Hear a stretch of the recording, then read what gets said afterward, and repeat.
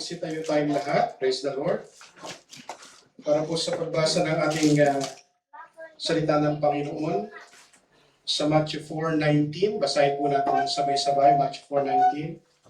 And he said to them, "Follow me, and I will make you fishers of men." Tayo po yuyuko at tayo mananalangin. Hallelujah. We thank you, Jesus. We praise you, Lord. Hallelujah. Maraming pong salamat, aming Ama na nasa langit. Maraming pong salamat sa buhay na pinagkaloob niyo po sa bawat isa sa amin. Siya nga po, Panginoon, naniniwala po kami na Ikaw ang Diyos na nagdala sa amin sa lugar na ito. Hindi po aksidente na narito po kami, Panginoon, because may purpose ka po sa bawat isa sa amin, Panginoon. Nais niyo po kami, Panginoon, na iligtas. Nais niyo po kami, Panginoon, na maging mga disipulo mo at sumunod sa iyong naisin. Sa aming Tanawan, Batangas. Hindi tayo taga-tanaw, bagkos meron tayong purpose. Every believer is called to follow Christ, sundin ang Panginoon, be transformed by Him, and make Him known. Yun po yung ating purpose. Let me start with this illustration, mga kapatid. Noong unang panahon ng mga trabaho, katulad ng carpentry, blacksmithing, and tailoring, were learned differently than they are today. Pagka sa panahon natin ngayon, kasi modern time, kapag ka mag-aaral ka, for example, blacksmithing, yung pagpapanday, yung carpentry at saka yung tailoring, okay. He lived with the master. He watched him work, copied his techniques, listened to his advice, and gradually became like him. Noong unang panahon, gano'n. Kailangan talagang titira ka doon sa bahay, matutulog ka doon sa bahay. You basically, mamumuhay kang kasama yung master, yung nagtuturo sa'yo. The goal wasn't merely to gain information, it was to become like the master. So yung panahon nung unang panahon gano'n, ang target nila ay makagaya yung kanilang master. In the same way, when Jesus called his disciples, He wasn't inviting them to attend a weekly lecture. Diba? Nung inimbitahan ng Panginoong Jesucristo yung 12 disipulo, hindi naman sinabi, hali kayo. Magkakaroon tayo ng weekly lecture. Ano? Sa panahon natin ngayon, pag sinabing discipleship, laging ganun parang merong pag-aaralan, tapos, kag-graduate. Sa totoong buhay ng isang disipulo, mga kapatid, discipleship, walang graduation. Ang graduation ng isang disipulo ng Panginoon Jesucristo kapag namatay ka na. Hello, diyan kayo? Kasi okay naman yung may programa sila, tapos matatapos, mag-graduate. Okay naman yun, pero hindi yun ang tunay na discipleship. Discipleship is lifetime. Habang buhay, mag-aaral ka para sumunod sa Panginoon, yun ang tunay na discipleship, mga kapatid. He invited them into a life of following Him. Kaya ang ating invitation ng Panginoon is invitation of discipleship. Follow me, sabi ng Panginoon Jesucristo. Learning from Him and becoming like Him. Katulad ng mga unang panahon. Hindi lamang mag-aaral. Discipleship is not just about learning about Him, but becoming like Him, becoming like Jesus. Many people admire Jesus, but not everyone follows Him. Tama? Lalo na mga Pilipino, very religious. Diba? Si Jesus, purihin ng Panginoon. Talagang pagmahal na araw, lahat. Talagang mararamdaman mo sa Pilipinas Pagmahal na araw, mga kapatid bawal kumain ng karne, isda lang na. Mararamdaman mo, they admire Jesus, but they don't follow Jesus. Some want His blessing without His lordship, His promise without His commandments. Diba? Marami gusto lang yung blessing ni Lord. Lalong-lalo na yung tinatawag ng lagi kong sinasabi, yung tinatawag ng prosperity gospel. Diba? They often preach about prosperity, pero pagka discipleship na, pag sunod na sa Panginoon, pag pagtalikod sa kasalanan, pamumuhay na may kabanalan, ay ayaw na. Gusto lang yung blessing. Some wants His blessing without His lordship, His promises without His commands. Gusto lang yung pangako ni Lord. Ano ba yung para sa akin? Umati ng simbahan, nakikinig ng sermon, ano ba yung para sa akin? Ano ba yung para sa akin?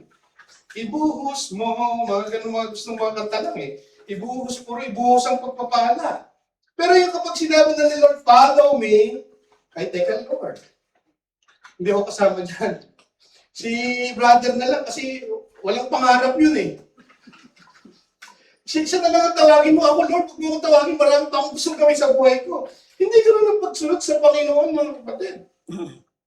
No? Sabi rito, discipleship is not a one-time decision, but a lifelong journey of surrender, transformation, and mission. Hindi lamang yan yung sasabihin mo, ako, Kristiyano ako, tagisunod ako ng Panginoon, kasi one time sa aking buhay, tumanggap ako sa Panginoon. One time sa aking buhay, ang ginawa ko ay I follow the sinner's prayer. Hindi ganun ang pagsunod sa Panginoon. It's lifelong hanggang nabubuhay tayo. Matthew 4:19 summarizes the Christian life in one sentence. Anong sabi rito? It reveals three essential aspects of discipleship. Una, the call of Christ, yung the call of the Master, the work of Christ, and the mission of Christ. Yung mission na binibigay sa atin. Umpisahan natin, the call of the Master, yung pagtawag sa atin ng Panginoong Jesucristo. Anong sabi ng Panginoon? Matthew 4:19. Medyo maiksi lang yung ating sermon, ano? 4:19, basahin natin. And He said to them, and I will make you a fisher of men. Jesus graciously invites people to follow Him. Ito'y gracious call ng Panginoon. Biyaya ng Diyos na tayo tawagin, mga kapatid. When Jesus called Peter, Andrew, James, and John, He did not wait for them to search for Him. Hindi naman niya inantay na, sige, aantayin ko na hanapin ako nitong mga ito, yung tinawag ng Panginoon, sina Peter, si James, si Andrew. Hindi naman inantay ng Panginoon eh. Siya mismo ang pumunta at tinawag itong mga disipulo na ito. He took the initiative. As they were going about their ordinary work as fishermen, Jesus came to them and said, follow me. Sabi ng Panginoon. This reveals an important truth. Discipleship always begins with God's gracious invitation. Ang buhay, pagsunod sa Panginoon Jesucristo, yung tinatawag na discipleship, nagsisimula sa Panginoong Jesus. Doon sa gracious invitation ng Panginoon, ng initiative ng Panginoong Jesucristo, una, nung paano tayo niligtas ng Panginoon, God's initiative yun. Kung paano tayo tawagin ng Panginoon sumunod sa Kanya, God's initiative. Jesus takes the initiative by calling people to Himself. The disciple did not organize a search committee to find the Messiah. Jesus sought them first. This demonstrates God's grace. Salvation and discipleship are never man's idea. Yung ating pagsunod sa Panginoon at yung ating pagligtas, hindi sa atin yan. Kaya nga, sa ganang natin, sa ating sarili, hindi tayo pwedeng maligtas. Hindi tayo maliligtas, mga kapatid. It's God's gracious invitation. They begin with God's loving initiative. Ang unang kumilos, ang gumawa ng paraan para tayo ay unang maligtas, pangalawa, para sumunod sa Kanya, ay ang Diyos. Hindi tayo, mga kapatid. Kaya from the beginning, from Adam and Eve, ganun na talaga ang paraan ng Diyos. Nagkasala ang tao from the beginning. Pagkatapos magkasala ng tao, Adam and Eve, anong ginawa ng Diyos? Patuloy na hinahanap ang tao. From that moment on, ganun na ang ginagawa ng Diyos. He is seeking the lost. Tayong lahat ay mga ligaw, mga kapatid, mga ligaw na tupa na hinanap ng Diyos. Purihin ang Diyos dahil narito tayo ngayon, ibig sabihin natagpuan tayo ng Panginoon. Hindi tayo ang humanap sa Kanya, bagkus hinanap tayo ng Diyos through gospel call. Merong nag-preach sa inyo, may nag-share sa inyo ng gospel, and that is the initiative of God calling you into salvation. Hindi tayo eh. Sa gawin natin, gusto natin mabuhay tayo ng sarili natin. Sa gaya ng atin, wala ang gospel ng Panginoon, wala ang kilos ng Panginoon. Imagine mo, isipin mo yan, one time of your life, nakapakinig ka ng gospel, may nag-invite sa'yo, may tumawag sa'yo, kilos ng Panginoon yun. Because we are all lost. Mga kapatid, discipleship begins with responding to Christ's invitation. Okay, in-invite tayo ng Panginoon, nag-initiate ang Diyos na abutin tayo sa pamamagitan ng gospel, sa pamamagitan ng isang kapatid, na tayo ay in-invite sa gawain ng Panginoon, nakapakinig tayo ng gospel, but we need to respond to that gospel call. Discipleship begins with responding to God's invitation. Kasi, for example, may birthday. Okay, debut. Sabi nyo iba, debut. O birthday, mga kapatid, meron pinadala ka ng RSVP na invitation. Hindi ka naman mapupusok kung nasa bahay ka lang, hindi ka pumunta. You need to respond.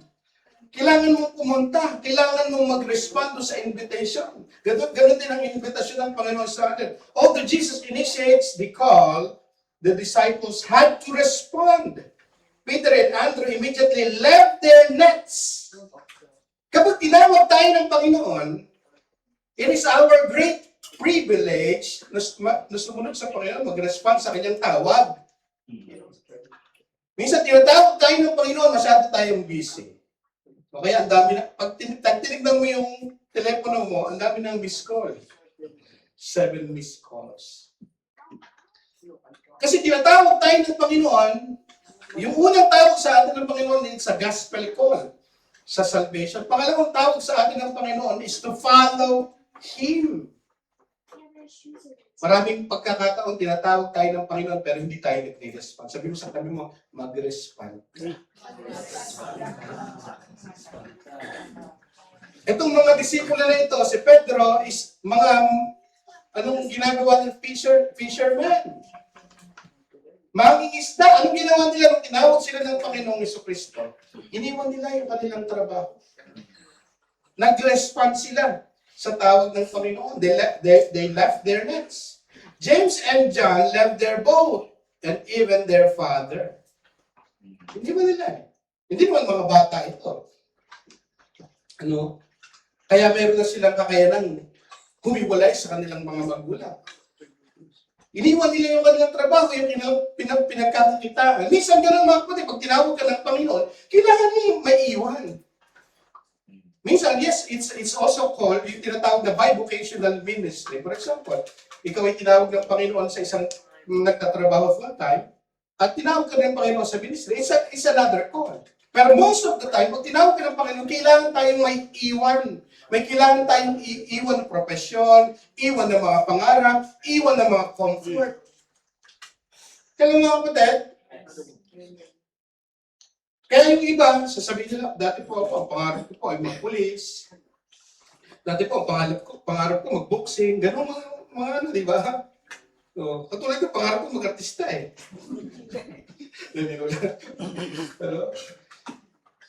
Pero iiwan mo kasi bakit tinawag ka ng Panginoon kanina ni Pedro at saka yung ibang mga disipulo, iniwan nila kayo ng trabaho dahil tinawag sila ng Panginoon. Discipleship begins with rest. That's how you respond to God's gracious invitation. Pag tinawag ka ng Panginoon, may kailangan mo maiiwan eh. Mga kapatid. Many people admire Jesus from a distance, but disciples leave their nets. Parang sinasabi, yung iba kasi ganun, yung mga ibang Kristyano, hoy, gusto kong sumunod sa Panginoon, pero parang layo-layo. Ang buti-buti ni Lord, ang bait ni Lord sa buhay namin, binibless kami ni Lord, parang ang layo. Pero pagdating na pag sinabi na ng Panginoon, gawin mo to. Patawarin mo yan. Yung katabi mo, patawarin mo kahit na anong sama niya. Yung asawa mo, patawarin mo. Yung mga anak mo, yung tatay mo, patawarin mo. Magbigay ka, yung pinagagawa ng Panginoon, parang, ay Lord, teka lang. Atras muna ako. Diba? We admire Jesus from a distance. James and John left their boat and even their father. Sabi nga dito sa atin. Whenever competes with Christ or whatever competes with Christ, iiwan eh. Lahat ng Lahat ng nakakasagabal sa pagsunod sa Panginoon, dapat nating iwan. And follow Him wholeheartedly. Christ calls ordinary people in an extraordinary relationship and mission. Jesus did not begin with religious elites. Mapapansin natin, hindi tinawag ng Panginoon sa Kristo yung mga Pariseo, yung mga religious leaders, yung mga scholars. Hindi yun ang tinawag ng Panginoon because may purpose si Lord. Una-una nga, para hiyain yung mga nagmamayabang. Na kaya niyang gamitin yung mga ordinary people na ito. Yun yung isang purpose ng Panginoon. He chose ordinary fishermen. They were not wealthy, influential, or formally trained rabbis. Hindi naman eh. Hindi naman mga scholar mga fishermen. Although noble work pa rin or job pa rin ng fishermen during their time, marangal na trabaho. Pero hindi tinawag ng Panginoon yung mga scholar, yung mga magagaling. Yet Christ transformed them into apostles who would change the world. Simpleng mga tao, pero tignan niyo mga kapatid. Sila ang nagsimula ng simbahan. They turned the world upside down, sabi ng Book of Acts. They turned the world upside down. God is not looking for extraordinary ability, but for willing hearts.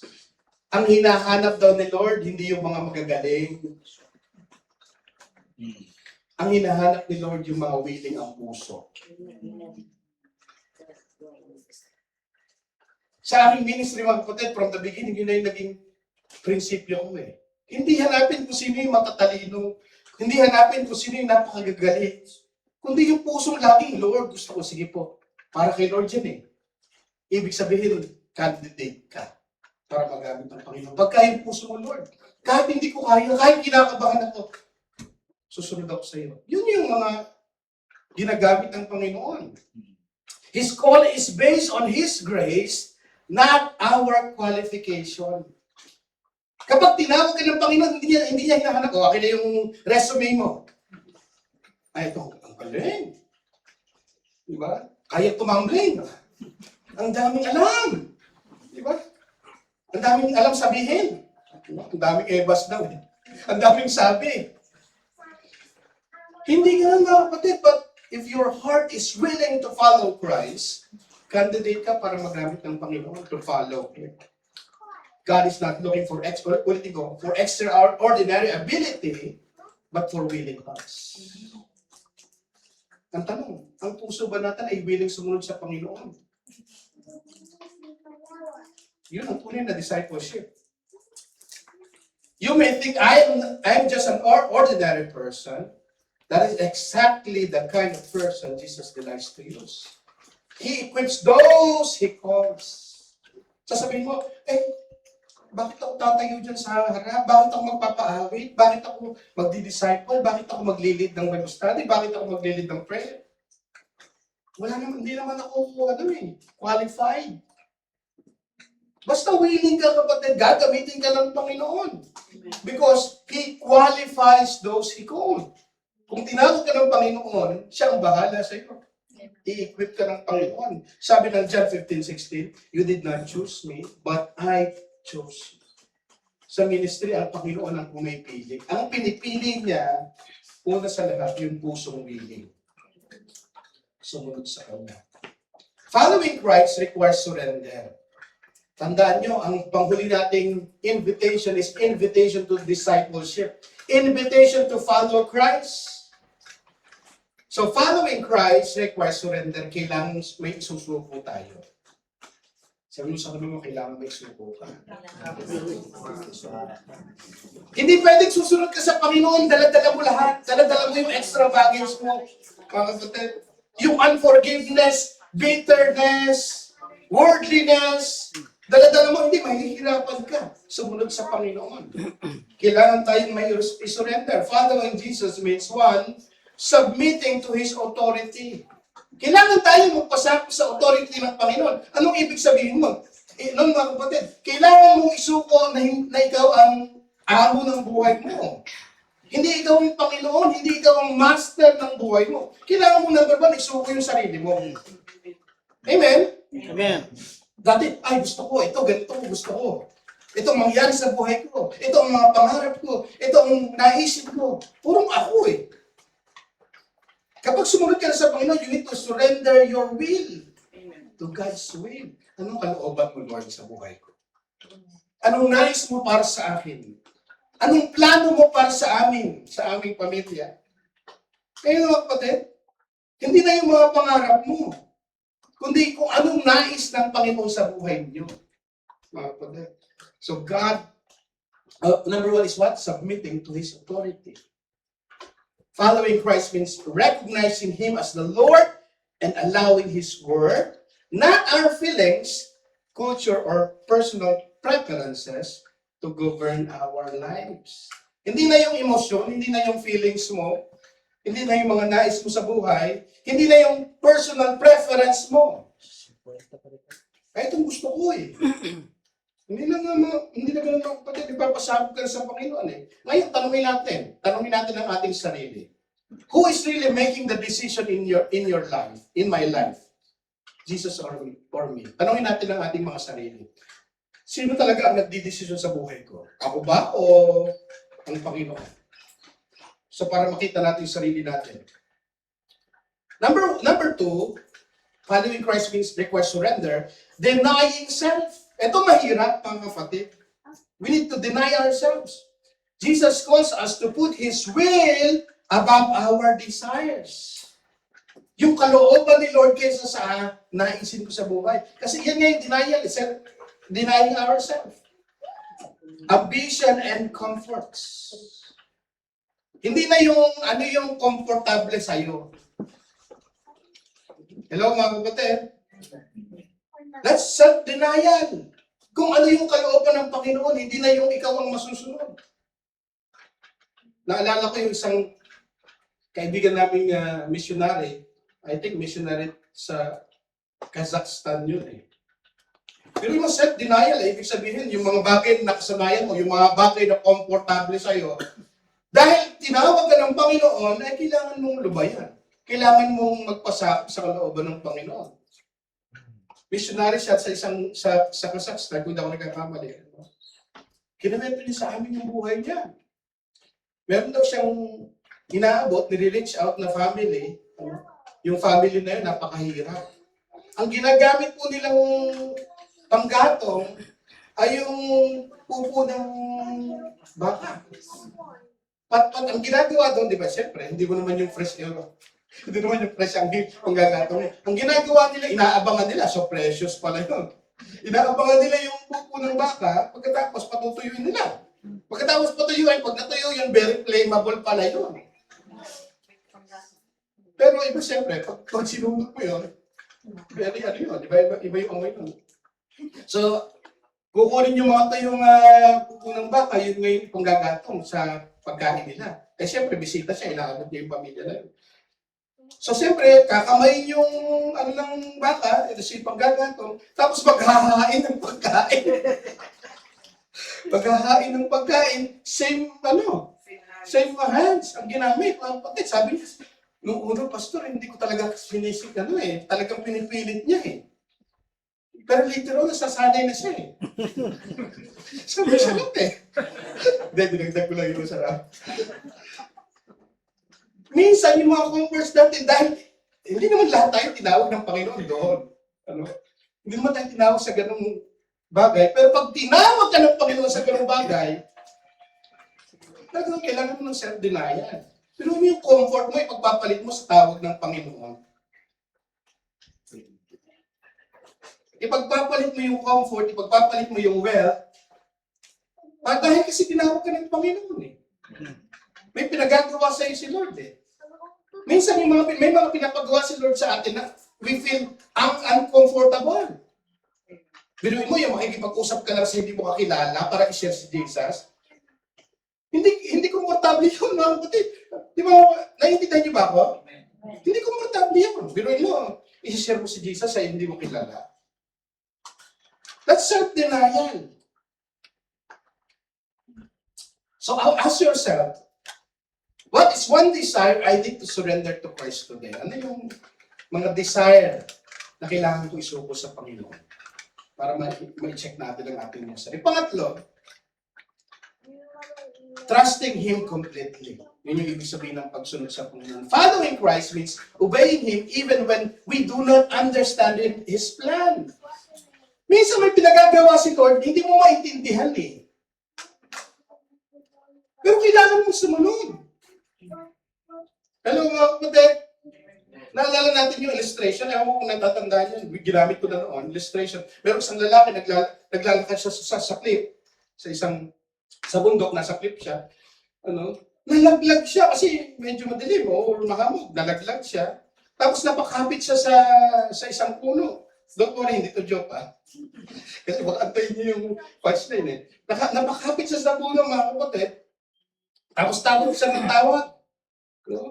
Nang tulong, help, help. Sabi niya, napakapit siya kasi malalaglag siya.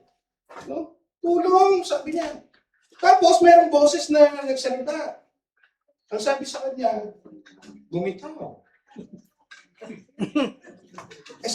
Bumitaw? Tapos, help, sabi niya, help. Tapos sabi sa kanya, bumitaw siya. Tapos, na-realize niya, parang hindi niya kayang gawin yung pinagagawa sa kanya. Tinanong muna niya, who are you? Sabi niya, ikaw ba ang Panginoon? Sabi niya, yes. Sumagot ang Panginoon. Sabi sa kanya, bumitaw. Maya-maya, huminto siya, natahimik siya, at tabi niya nag-isip. Sabi niya, help, is there anyone else there? Pero mga iba dyan. Minsan, may pinagagawa sa atin ng Panginoon, hindi tayo, hindi tayo komportable gawin. Ayaw natin makinig. Yung pala, pinagbibitaw siya kasi mababa lang yung kanya babagsakan. Yun pala yung punchline. Mababa pa lang yung babagsakan. Minsan, kailangan tayo magtiwala sa Panginoon kasi hindi naman natin alam ang lahat ng bagay. Pag pinagagawa si Lord sa atin mga kapatid, kahit hindi natin naiintindihan, gawin natin. Amen. Naalala ko isa pang testimony mga kapatid. Alam niyo naman lahat yung testimony namin. Ready na kami umuwi ng Pilipinas for good.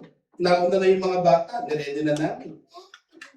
Hindi na rin kami umaatin ng ibang simbahan. Naghahanap kami pero hindi na kami nagko-commit sa mga simbahan. Kasi ready na kami umuwi ng Pilipinas. Nakatanggap ako ng calling sa Panginoon na mag-start ng simbahan. Hindi namin maintindihan. Nandun kami sa crossroad ni Sister Cherry. Sabi niya sa akin, Dati, alak-alak ba? Uuwi na tayo. Hindi siya makapayag. Talagang masama amit. Nag-adik puso niya. Hindi, gusto ko na umuwi. Sabi ko, ito yung nagagawa sa atin ni Lord. So, nag-start kami ng simbahan. Itong simbahan natin. Mag-start kami ng simbahan. Pagkatapos may start ng simbahan, ganun pa rin, wala pa namang bagong tawag ang Panginoon na gawin Nandun pa rin kami sa crossroad na uuwi kami, pero nagsimula yung simbahan.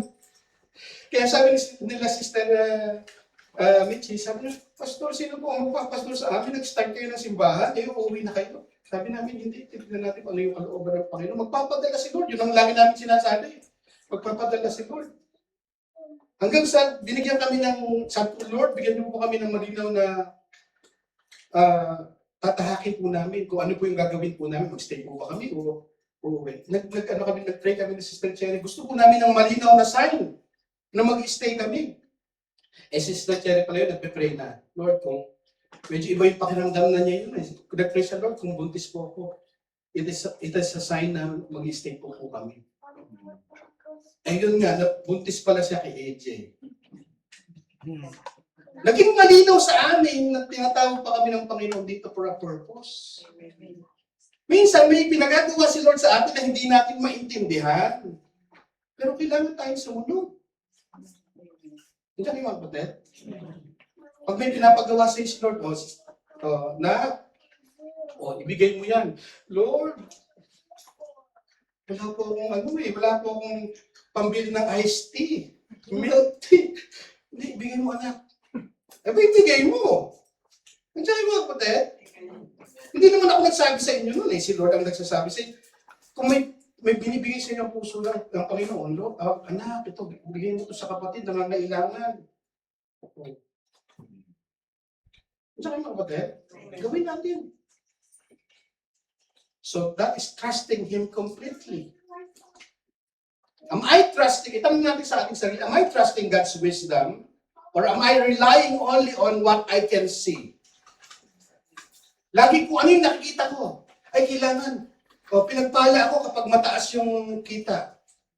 Kapag mataas ang sahod. Kapag, yun pang nakikita mo lang palagi, ang pinagtitiwalaan mo. O ang Panginoon, ang wisdom ng Panginoon. So, discipleship is the lifelong expression of genuine faith in obedient following. Ang ibig sabihin ng discipleship, mga kapatid, lifelong process ng pagsunod sa Panginoon. Kaya sabi ko sa inyo kanina, ang tunay na discipleship, hindi yung, 6 session. Merong discipleship tayo, ha? O pag natapos yan, graduate ka na. Ganun yung ginagawa ng ibang church, eh. 7 weeks, graduate na kayo. Hindi walang graduation ng tunay na discipleship. Lifelong yun, mga kapatid. Sabi ng Luke 29:23, if anyone wishes to come after me, let him deny himself and take up his cross daily and follow me. So following Christ is a daily commitment. It is not simply a decision made once, but a lifetime continual obedience. Number 2, the transformation of the disciple. Una, yung calling ng master. Pangalawa, the transformation of the disciple. Matthew 4:19, basahin natin muli. Ano sabi dyan? Basahin natin. Amen. This is a wonderful promise. Jesus does not merely command us to change. He promises to transform us. Hindi niya lang sinabi, sige, bahala na kayo sa buhay niyo. Pero ang pangako ng Panginoon, babaguhin niya tayo. I will make you. It's not about how we are, how good we are, how committed we are, how disciplined we are. It is about God's grace. Araw-araw ng buhay natin, para mabago tayo ng Panginoon, kailangan ng biyaya ng Diyos. Sabi, I will make you. Christ changes those who follow Him. Notice Jesus did not say, make yourselves. He said, I will make you. Sabi ng Panginoon, gagawin niya tayong fisherman. Transformation is God's gracious work. Amen. Ang pagbabagong buhay, kapatid, kilos ng Diyos sa buhay natin. Amen.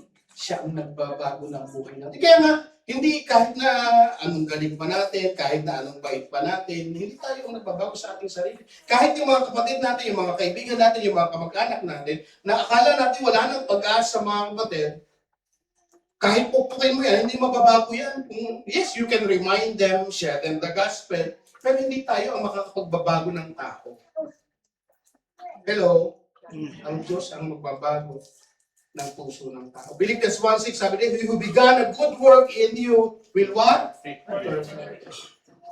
Siya ang magtatapos ng kanyang sinimulan sa atin. Spiritual growth is God's ongoing work. Discipleship is progressive, like a clay in a potter's hand. We are all work in progress. Sabihin niya natin, work in progress. Work in progress. Work in progress. Amen.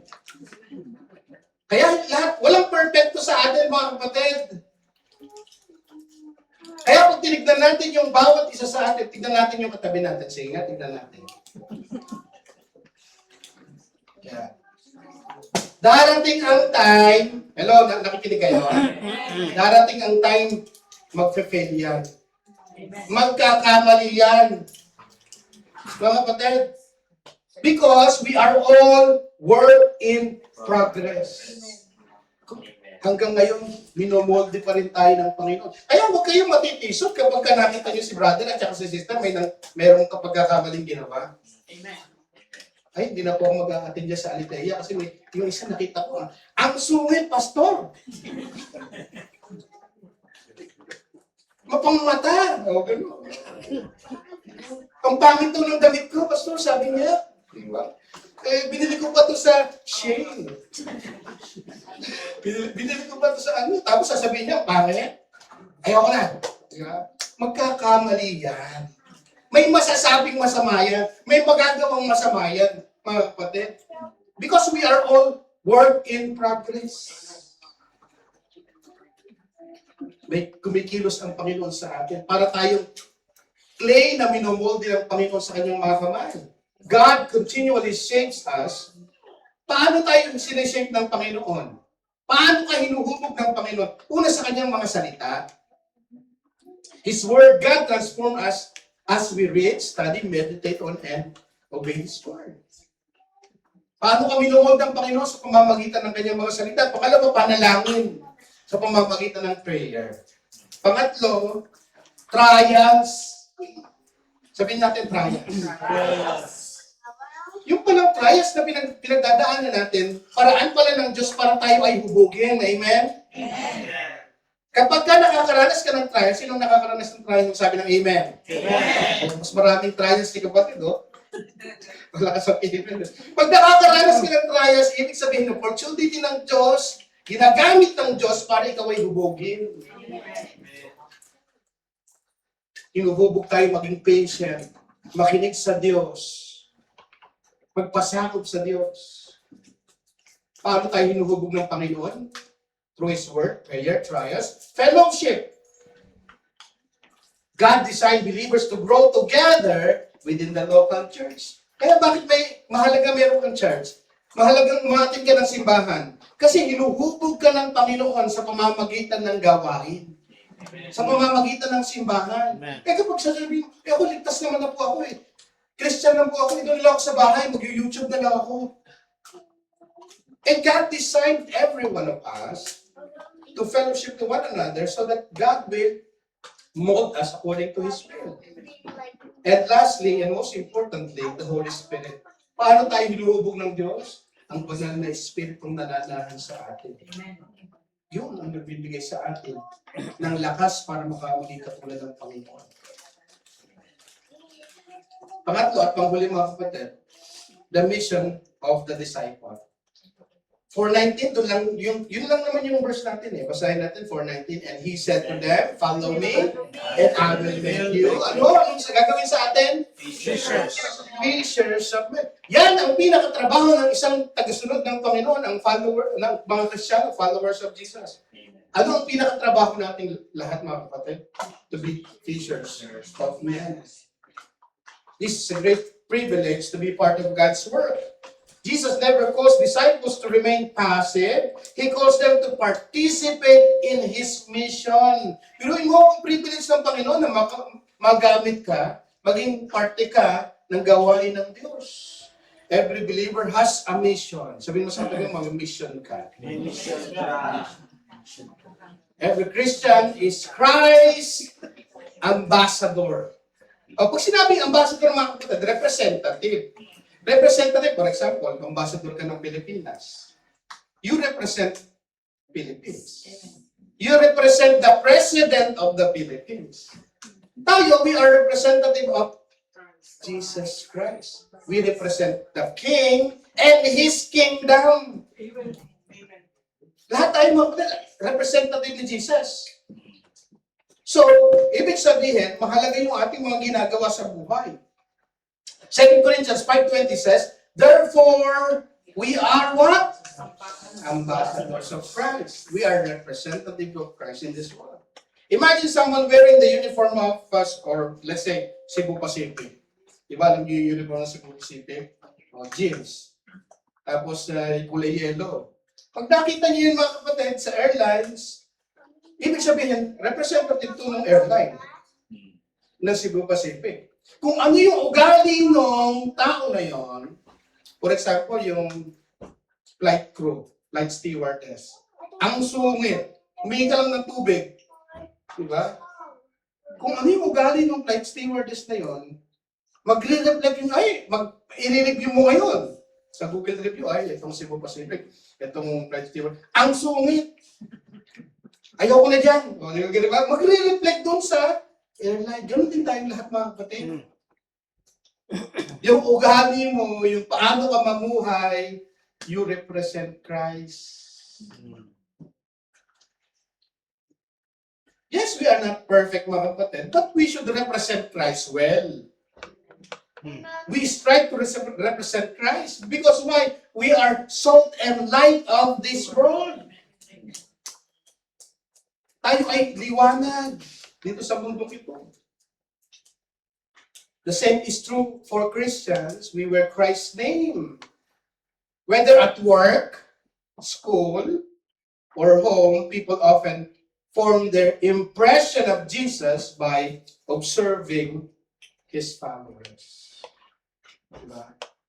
We represent Christ. Ang tanong, nire-represent mo ba siya well? Sa trabaho, sa school, nakikita ba nila yung Kristo sa buhay natin? Evangelism is not reserved for pastors or missionaries. Ang evangelism, mga kapatid, tandaan nyo, ang trabaho natin is fishers of men. Ang pag-i-evangelize, pag-share ng gospel of salvation sa mga tao, hindi trabaho lang ni pastor. Hindi lang ang trabaho ng mga missionary, ng evangelist, trabaho natin lahat. Sabi mo sa tayo mo, share the gospel.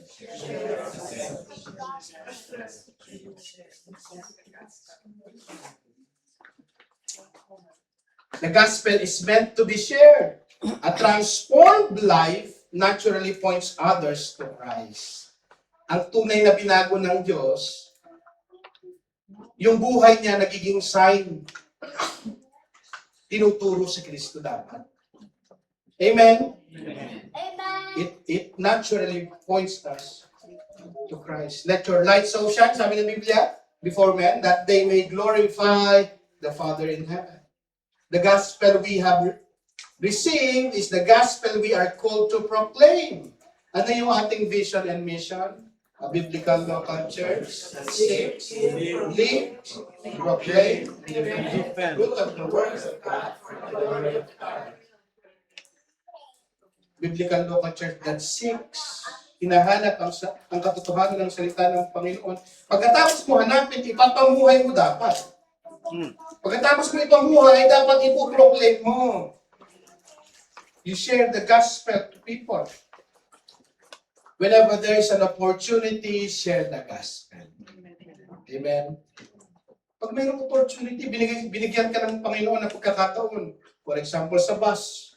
Meron ka nakatabi. Tapos ikaw pa nga yun yung kinamusta.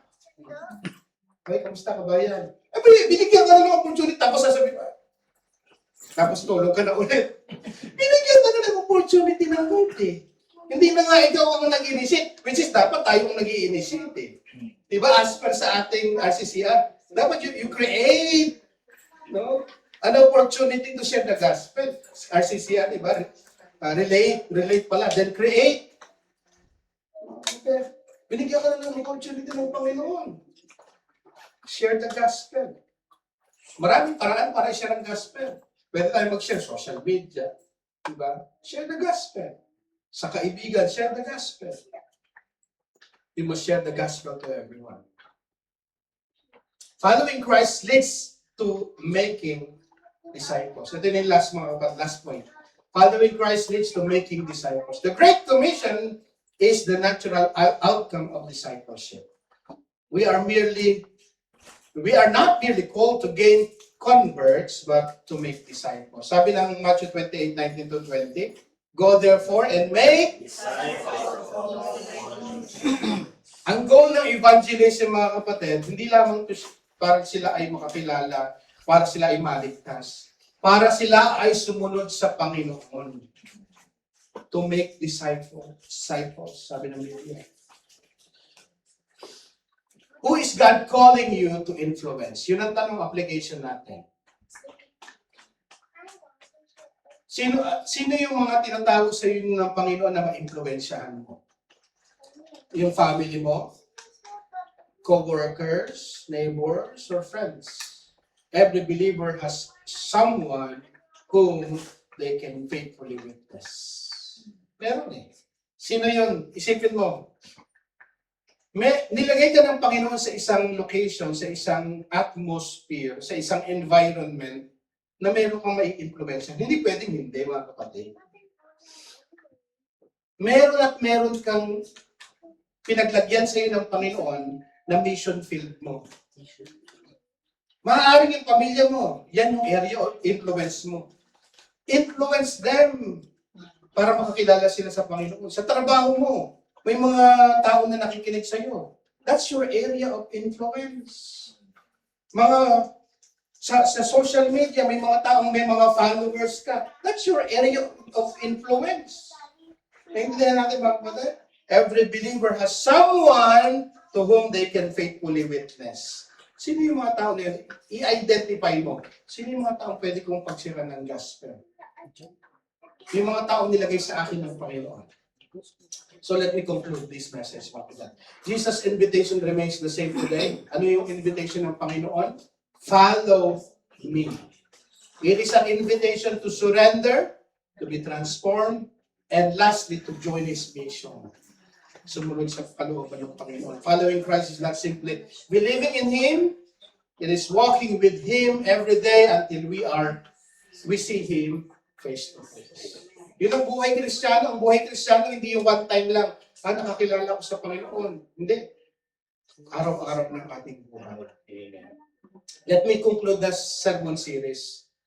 Una, throughout this sermon series, we have seen God's gracious invitation unfold. Una, yung invitation ng Panginoon is to believe in me. The invitation to salvation. Pangalawa is repent.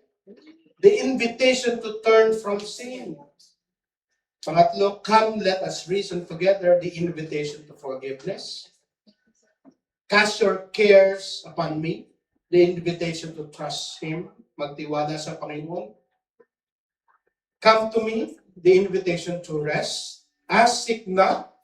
The invitation to prayer. Abide in me. The invitation to fellowship and fruitfulness. Lastly, ito po yung message natin for tonight. Follow me. The invitation to lifelong discipleship. From beginning to end, the Christian life is a continual response to God's gracious invitation in Christ. Isaiah 55 verse 1, sabi dito, "Oh, everyone who thirsts, come to the waters."